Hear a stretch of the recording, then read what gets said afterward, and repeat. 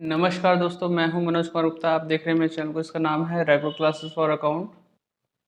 सामने आपको दिख रही है बुक इनकम टैक्स की SC मल्होत्रा वाली। 62 एडिशन है। असेसमेंट ईयर 2021-22 चल रहा है। मतलब चल तो नया रहा है, लेकिन मेरे पास पुरानी बुक है तो इसलिए पुरानी बुक से पढ़ाऊँगा। चैप्टर नंबर 6 है income from salary retirement. Topic चलेगा इसमें रिट्रेशमेंट कंपनसेशन के बारे में, जिसका सेक्शन है सेक्शन 10 अंडर सेक्शन 10B के अकॉर्डिंग। ठीक है, तो इसमें थ्योरी पढ़ाएंगे, कुछ इस हिस्से में कुछ यहाँ पे है और कुछ एग्जांपल भी समझाएंगे आपको किस तरीके से आप इसकी वैल्यूएशन कर सकते हैं। ठीक है, स्टैंड को नीचे करते हैं। तो इसमें लिखा हुआ है any compensation received by workman under the industrial dispute Act 1947 at the time of retrenchment is exempt from the tax to the extent of least of the following amount। जो भी आपको रिट्रेचमेंट समय कंपनसेशन मिलेगा वो कुछ सीमा तक आपका माफ रहेगा, जो भी हम नीचे दे रखे हैं उसके हिसाब से। ठीक है, तो कौन कौन सी अमाउंट है? An amount, first point, an amount calculated in accordance with section 25FB of the industrial dispute act 1947 के अकॉर्डिंग। और दूसरा है amount notified by central government 5 lakh rupees, actual amount of compensation receive जो मिलेगा इन तीनों में से जो भी कम है माफ़ हो जाएगा। लेकिन यहाँ पे कुछ लिखा है the limits given under section 10 subsection 10B shall not be applied in the case where the compensation is received under any scheme approved by central government in view of the need of providing special protection to the workmen of an undertaking। तो इसमें limit उस समय apply नहीं होगी। ठीक है, और समय जो भी पैसा मिलेगा पूरा तरह माफ़ी होता है वो। तो ये तो पॉइंट थे यहाँ पे। अब इसके कैसे कैसे हम इंक्लूड करेंगे रिट्रेचमेंट में, वो अगले पेज पे है। तो अगले पेज पे चलते हैं। आगे लिखा है इसमें रिट्रेचमेंट इंक्लूड द फॉलोइंग। क्या क्या इंक्लूड होगा इसमें? Retrenchment on account of closure of business, business close हो जाता है तब हमारा रिट्रेचमेंट हो सकता है। और बी पॉइंट है transfer of the service of a workman to some other employer if it amount to break of service or if the terms of service of the new employer are less favorable than that of the original employer। अगर जैसे हमें लगता है कि हाँ भाई पुराने वाले से अच्छा नहीं है नए वाला, तो भी वहाँ रिट्रेसमेंट हो जाता है। As per the industrial dispute act 1947 the amount of compensation will be calculated at the 15 days. हाँ, ये ध्यान रखना। As per the Industrial Dispute Act 1947, the amount of compensation will be calculated as at 15 days average pay for every complete year of continuous service। इस बात को ध्यान रखना, जो कैलकुलेट होगा 15 दिन की सैलरी होगी एवरेज, 15 डेज एवरेज पे फॉर एवरी कंप्लीट ईयर। एक साल काम करने के बदले में 15 दिन की सैलरी बताई गई, इसमें रिट्रेसमेंट के हिसाब से मानी जाएगी। ठीक है, and any part there of in excess of 6 month,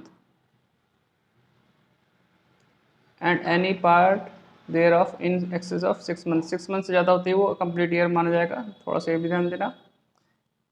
average pay will be calculate as under. Average pay कैसे निकाली जाएगी? If the workman is getting monthly salary then on the basis of salary of the last 3 calendar month. तो पिछले 3 महीने के according हम average निकाल सकते हैं। और 3 महीने से कंटिन्यू मंथली मिल रही है तो मतलब वही एवरेज ही हो जाता है एक तरह से। कभी कोई चेंज बीच में हो तो एवरेज निकालना ज़रूरी है। If the workman is getting weekly wages, weekly मिल रही तो then on the basis of wages of the last 4 complete week, तो पिछले 4 हफ्ते की एवरेज करना पड़ेगा। If the workman is getting daily wages, then on the basis of wages of the last 12 full working days, 12 दिन की salary निकाल के देखनी पड़ेगी अगर डेली कर रहा है काम। तो अब सैलरी में क्या क्या जोड़ता है वो देखो जरा। यहाँ लिखा है meaning of salary under the industrial dispute act. For this purpose salary और wages mean all remuneration capable of being expressed in terms of money which would be payable to a workman in respect of his employment or work done in such employment and included. क्या होगा? Such allowances including DNS allowances as the workman is entitled to. फिर अगला point है the value of any house accommodation of supply of light water medical attendance और other amenities और service और any concessional supplies of food grain और other article, ये सब चीज़ भी हो जाएगा। एनी ट्रैवल कंसेशन वो भी जोड़ सकते हैं हम, लेकिन क्या नहीं जोड़ेंगे वो देखा जाए तो but does not include any bonus नहीं जोड़ेगा इसमें, any contribution paid or payable by the employer to any pension fund, provident fund for the benefit of the workman, any gratuity payable on the termination of his service, वो सब नहीं जुड़ेगी इस retracement के अंदर। ठीक, अब एक एग्जांपल भी बता देता हूँ किस तरह से होता है ये चीज़ें, वो भी समझने वाली चीज़ है तो आपके लिए। Mr. Rakesh is employed as a clerk in a textile mill at Amritsar since 1 अक्टूबर 2007 से काम कर रहे हैं। He is getting 12,000 per month as a salary, 2,400 per month DNS allowance since 1 जनवरी 2017 से पा रहे हैं। ठीक है, 7 से काम कर रहे हैं, 17 से ये पा रहे हैं। His service were terminated on account of retrenchment of employees on 1 जुलाई 2020 को इनका रिट्रेसमेंट हो गया। उसमें कंपनसेशन कितना मिला? 1,92,000 रुपये मिला है।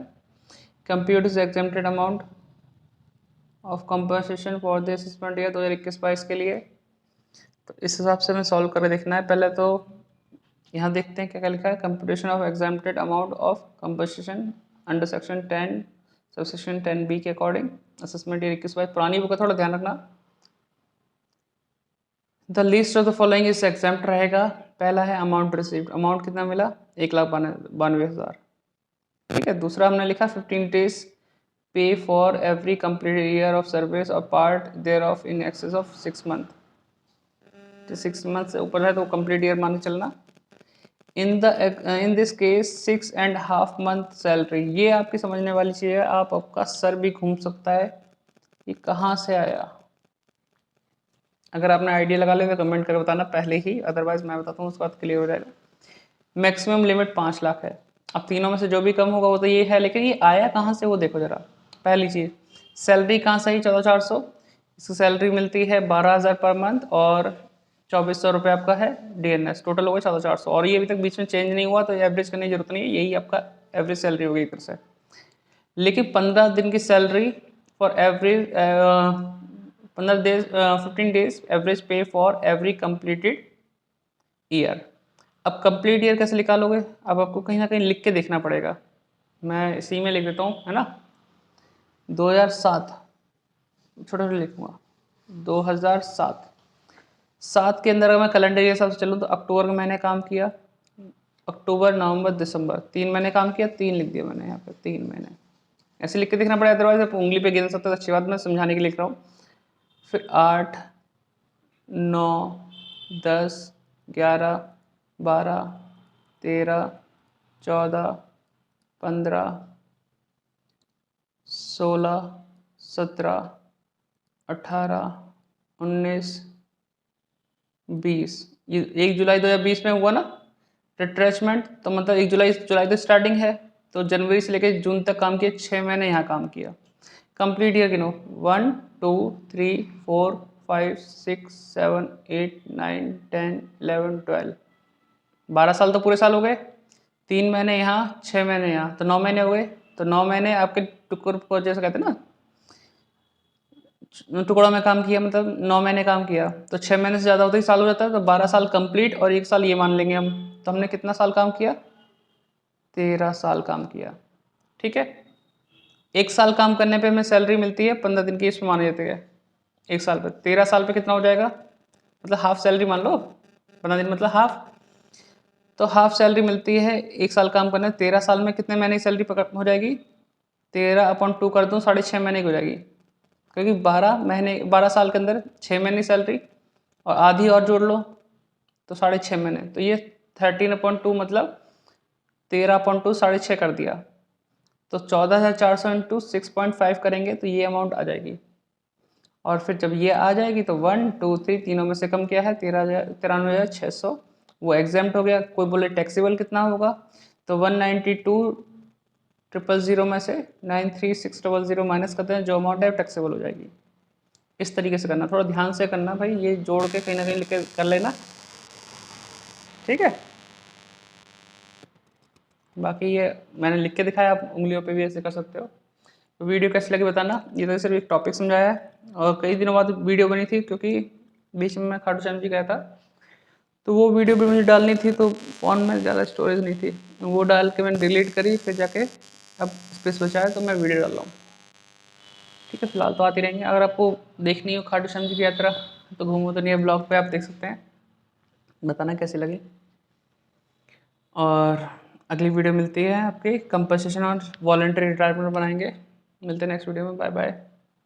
शेयर करना, लाइक करना, चैनल को सब्सक्राइब करना, डिस्क्रिप्शन में कुछ हो तो पढ़ लेना। Bye bye.